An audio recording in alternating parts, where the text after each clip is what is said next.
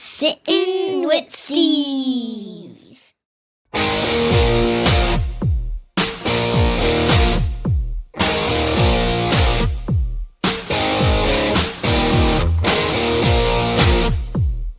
And if that's something, dude, yeah, that's world changing. Yeah, it's world changing.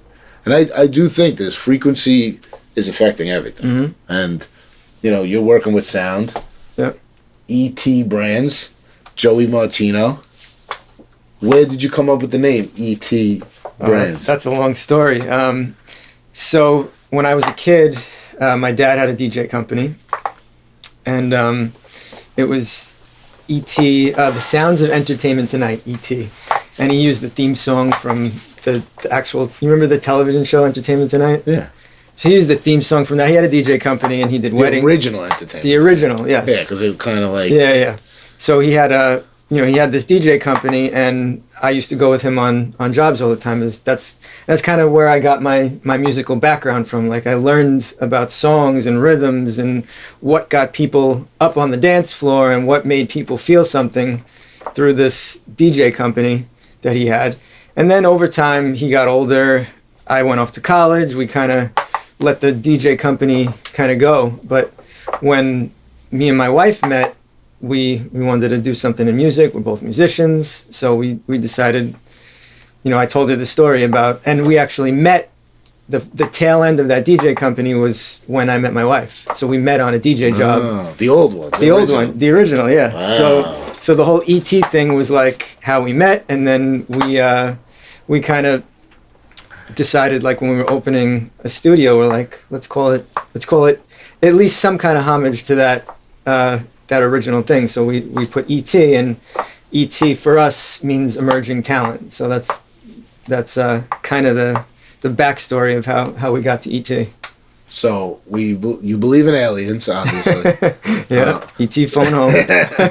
You saw you witnessed, you were part of sound creating a vibration and a atmosphere as a youth. Yep. And you were like, whether it's a wedding or whatever. Yeah. You're like, all right, it's time to turn on this Last Dance right now. Right. Watch people get Yeah. There's so many over the course of a wedding. There's all these like ups and downs in like, there's where you want more like subdued music when people are trying to talk and stuff, and then you want like music that's going to get people on the dance floor, and there's this constant like waves of dance. Yeah. So like I kind of saw like what songs were able to really like make people like almost do things without actually telling them to do it. You know what I mean? It was like this audio indicator for people that they just kind of followed, without even knowing that they were following it. I mean, when they go on a little bit softer now, right? A little bit softer now. Exactly. People can't help but get a little bit louder now, a little bit louder. I mean, yeah. That's like the best wedding song ever. Yeah, that's great. Little shout, was that when you were doing it? Was shout like the big, the big last number? That was a big one. Last Dance was a big one. That that was always that was the end of the night sort of thing. My buddy at FM3 Entertainment, they do a good Last Dance, like basically Last Dance shout mix, cutting it up. Yeah. It works. That's cool.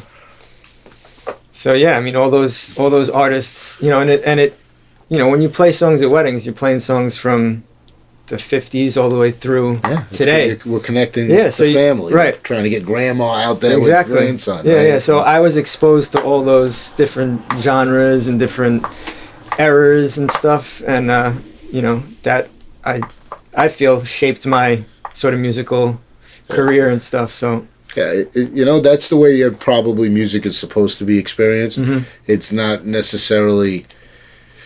I speak to other artists and stuff, and a painter that I'm friends with, Mr. Wu. He always says, if you're creating art to sell it, it's not art. Yeah. You could call it whatever you want to call it, but it's not art. Right. Art isn't created to be sold. Mm-hmm. And real music is not really created to be sold. Sure. It's just created. Yep. And then if it gets sold, great. But right. when you make music to be sold, you saw it from a real, like, healing, like, weddings could... brawls at weddings, and then there's like hugs at weddings. That's that. Oh yeah, you're bringing it up together. I've seen both. Too, so. Throwing them Blues Brothers. We got both kinds of music. Yeah.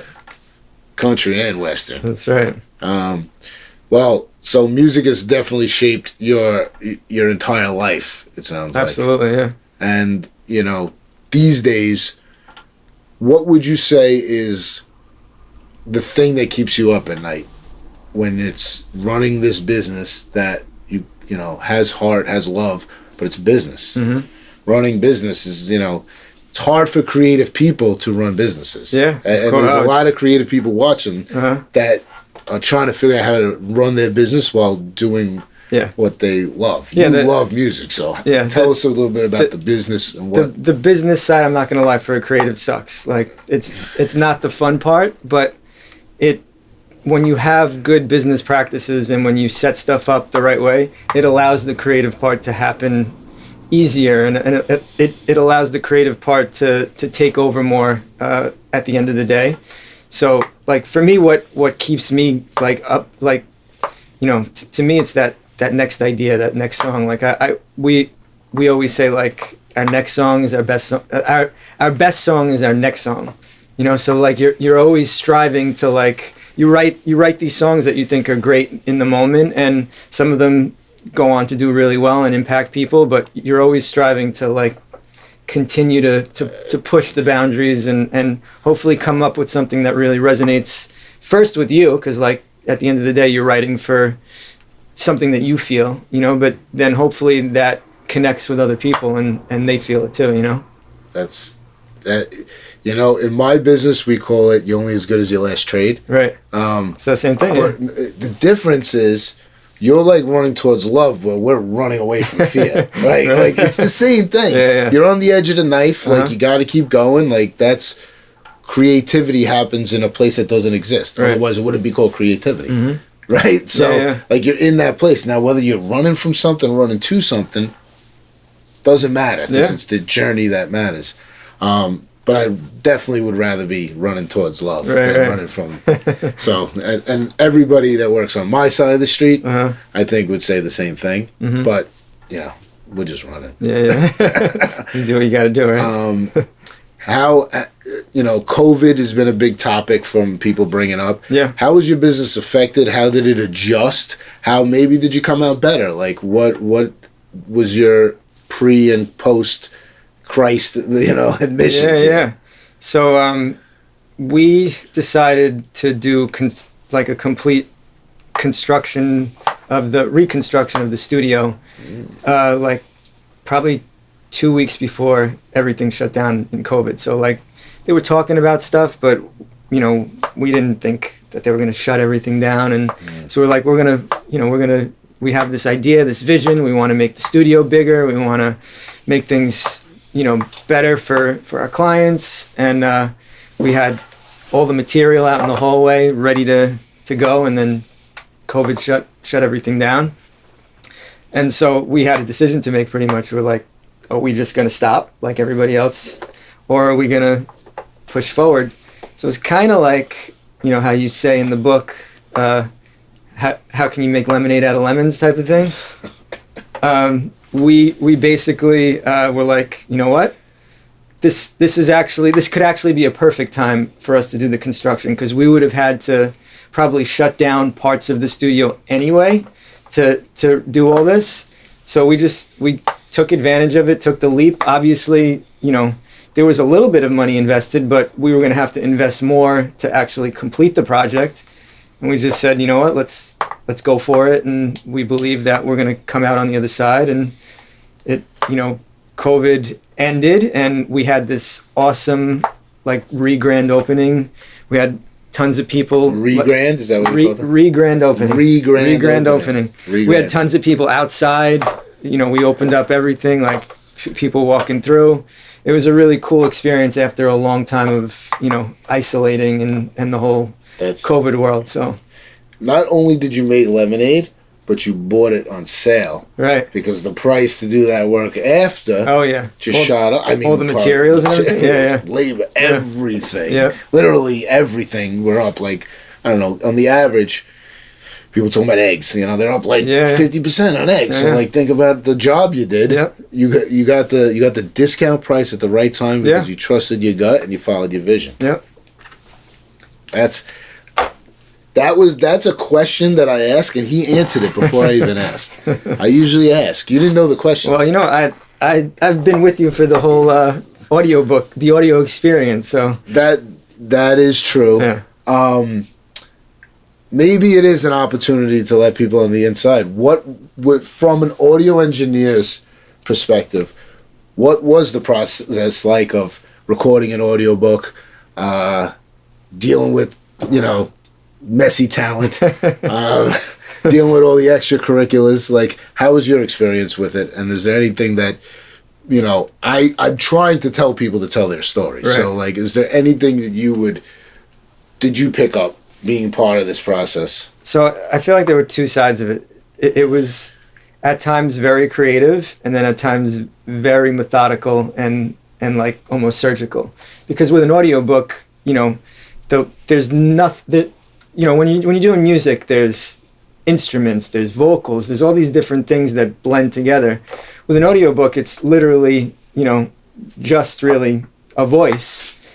Obviously, we added some more stuff, and that's where the creativity comes in. But the surgical part is really making the voice, which is a singular thing, still be really compelling, you know, and not feel stale or static or because, you know, you're talking about a journey, like you're taking listeners on a journey. And in music, we can do that with instrumentation, and we do that with effects and things like that. But with an audiobook, especially, at least in the traditional way, it's more of, you know, this is just like somebody talking, like it should sound like how we're talking right now. So that was the more like methodical, surgical part. But then we got really creative with the sounds and the effects and things like that to make it more interesting than your typical run-of-the-mill audiobook. So and to also bring out your personality and stuff too. So the score fucks. That was fun too. Yeah, obviously, like creating, you know, there was the music element was a big part of the experience. So being able to create the songs to match the chapters and stuff was really cool. Because again, it's like exposing me to songs that I knew, but now I'm breaking them down and seeing like what are the elements that are a part of those songs, and how do I capture them and recreate them in this setting now. So that was a pretty cool experience to be able to do that too.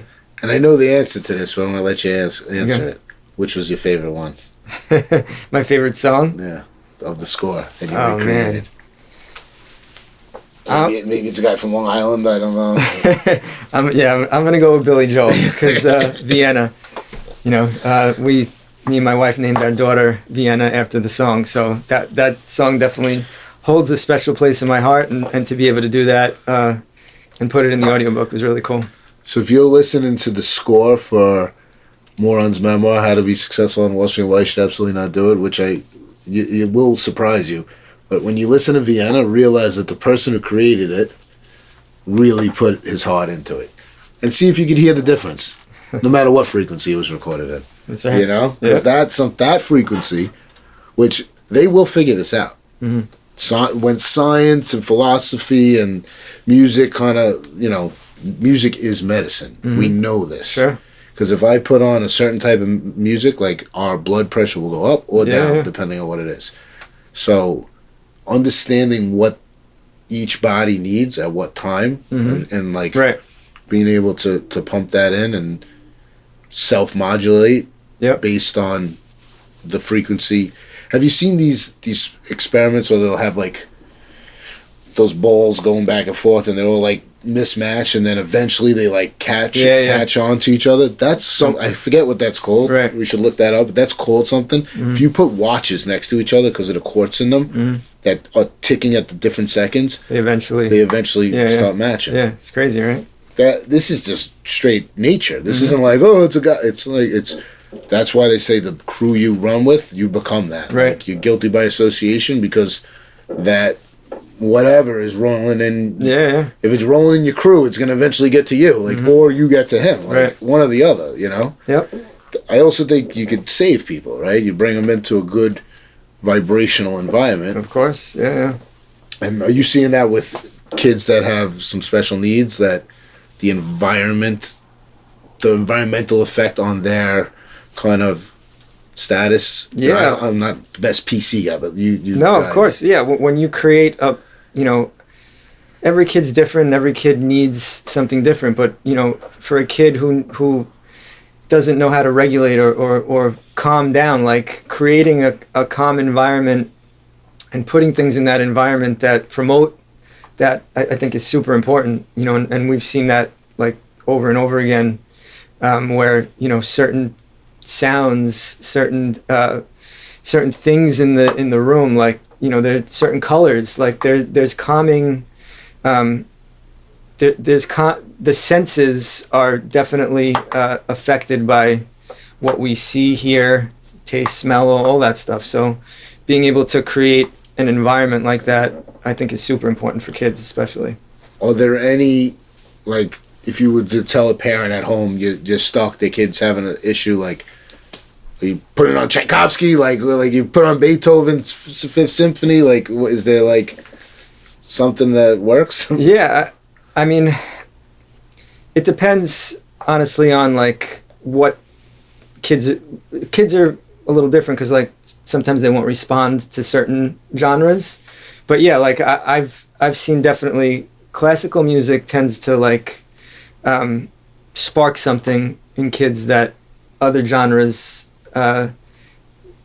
don't necessarily stimulate all the time. So I don't know, again, it could be that not to get too deep into this, but like the tuning, the way they tuned the instruments back then was totally different, and you hit on certain frequencies that through studies they've found to have healing and calming effects. So maybe that's part of it, that these recordings that are hundreds of years old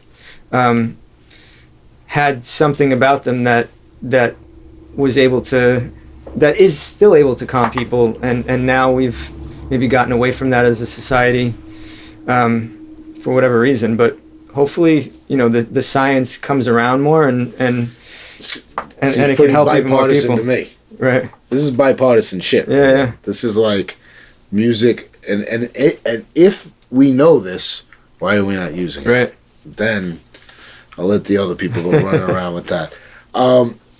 Something I like to address, and when I've been putting out my information and trying to put out a message, you don't know who needs to hear it. Mm-hmm. Like, you just don't.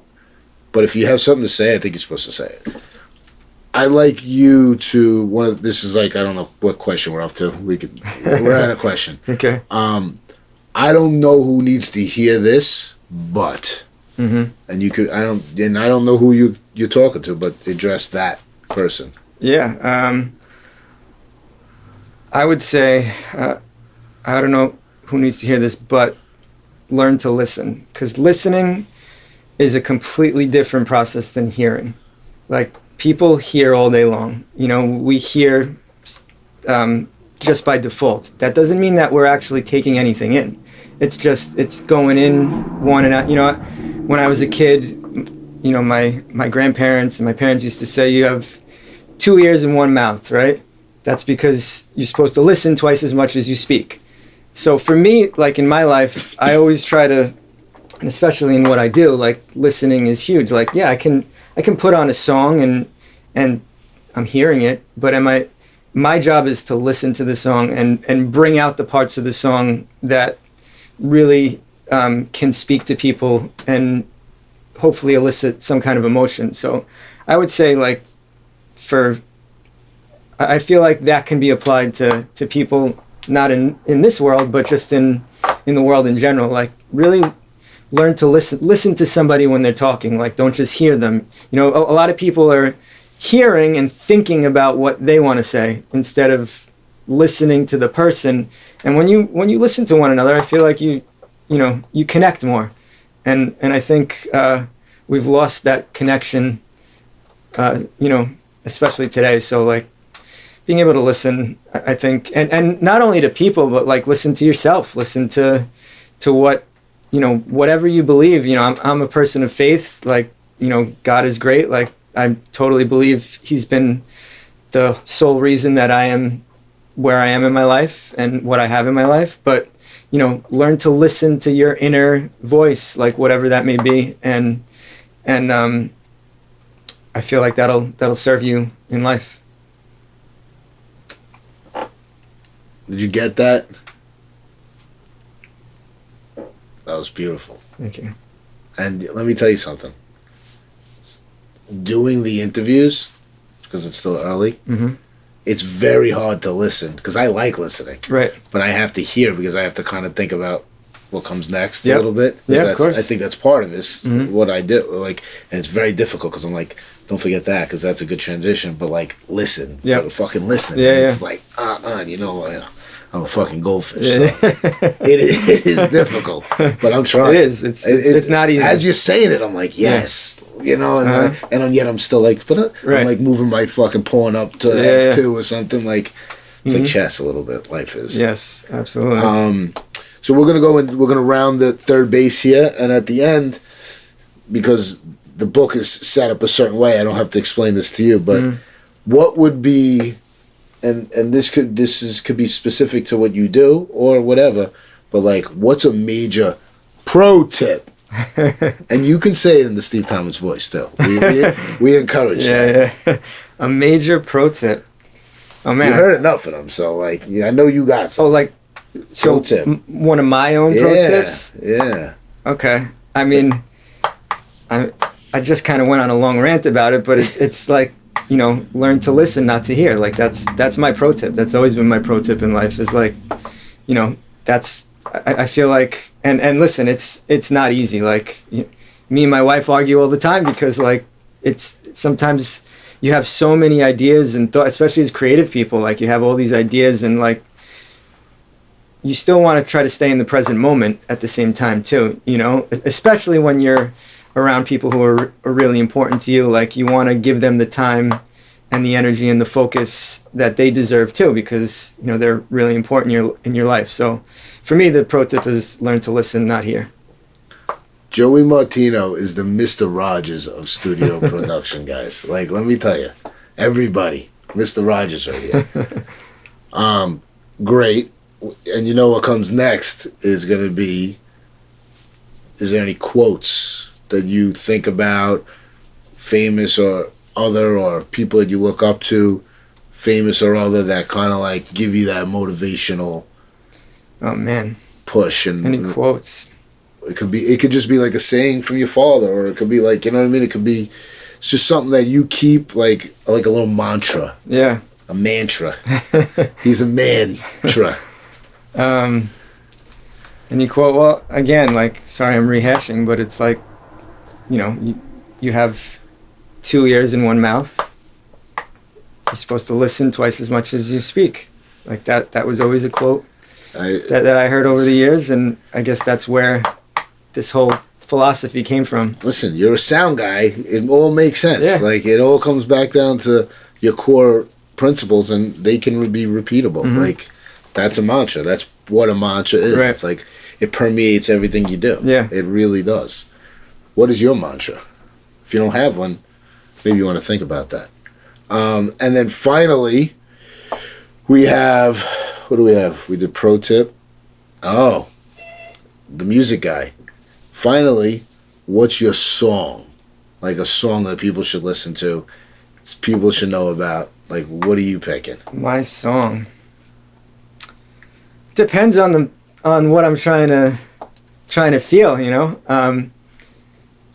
It's funny because like I grew up like listening to rock music, and like that was what got me into music initially, playing guitar, and you know, then over the years I got really into, from being in the wedding business, like I got really into the more jazz stuff and even the pop stuff and the dance stuff, but recently, like now that I have kids, like it's great to see them get excited about something, especially when it comes to music. So oddly enough, like, kind of brings me back to the whole rock roots. They, for some reason, really respond to Thunderstruck by AC/DC. and we jump around the living room, and it's the most amazing time ever.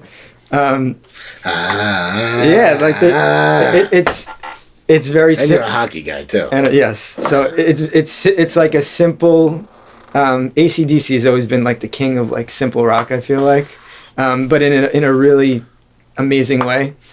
And they stick to their. Yes. They came out with an equation, and they're like, just do that. So, there are obviously some phenomenal songs that have been written, but like my kids respond to this song, and I respond to it, and it's just something that we have a really great time with. So like, Thunderstruck. I'm gonna throw that out there. Hey, listen, my kids will like. It's not my favorite song, but The Police Do Do Do. That was like they learned that early, and like that song goes on, and it's like they love it. I love it more because they love it. Yeah, right? Exactly. Yeah. Even though Thunderstruck, like you don't need another reason to love Thunderstruck.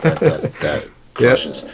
Well, listen, Joey, we've gone on a journey here. This was fun. Joey's been a part of the Creative Postures team. Yep. He is available for bookings.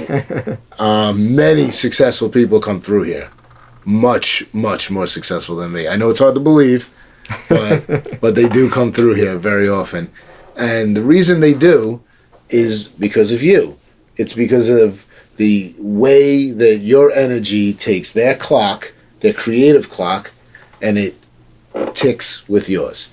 And I know this because I've personally felt it. Other people have been here, have personally felt it. We recorded a song in one day with people you just met, and they only had like 30 minutes. Yeah. Like, we did that, right? Like, and it's good. and it's good. It's like when you find the right people, you stick with the right people. If anybody on Staten Island in the 5 boroughs or with children, right? Yes, absolutely. Because there's a big children's program here. They do lessons, right, for people. You do classes, sensory classes for people. Yep. A lot of different stuff. We'll have it all tagged up. Bada bing, bada boom. One more thing. What are you grateful for? Oh, man.